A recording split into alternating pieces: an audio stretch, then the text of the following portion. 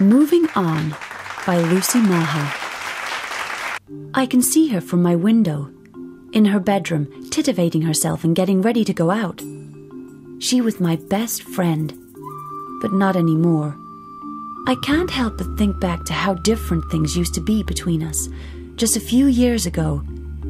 I remember the first day I met her, when she burst into my world like a ray of sunshine, exclaiming, "We will be best friends forever," a promise she failed to keep. At first, we did everything together. Went shopping, ate in restaurants, went for drives in the car. And every year she insisted I went on holiday with her and her family. Always to a beach. I never told her, but I hated the way the sand never seemed to wash out of my hair. She introduced me to my first ever boyfriend. He was called Ken and was the love of my life. He was so handsome and well-dressed, and she always said we belonged together. That was until... That year we went to Menorca, another beach holiday, but the first time Ken and I had been away as a couple.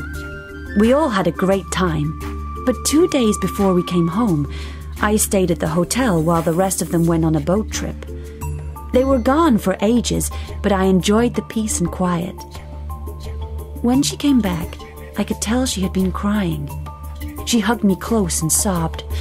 There had been an accident on the boat, and my Ken was lost forever, presumed drowned. When we got back home, things were never the same again.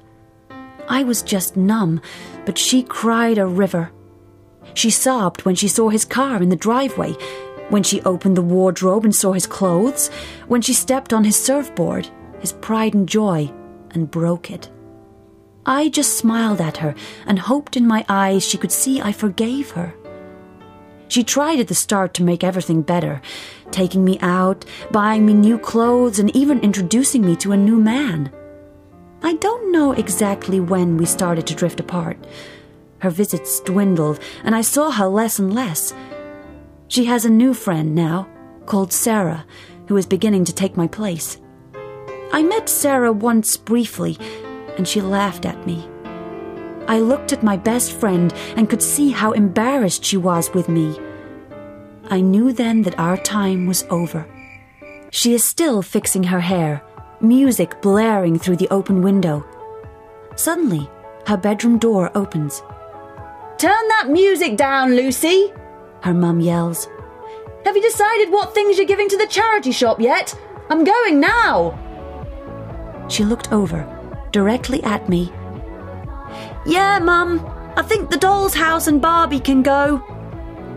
And my world went black as the plastic bag was placed over my home. If you would like to listen to more stories from the BBC Radio 2 500 Words competition, please visit bbc.co.uk/radio2 or search online for 500 Words.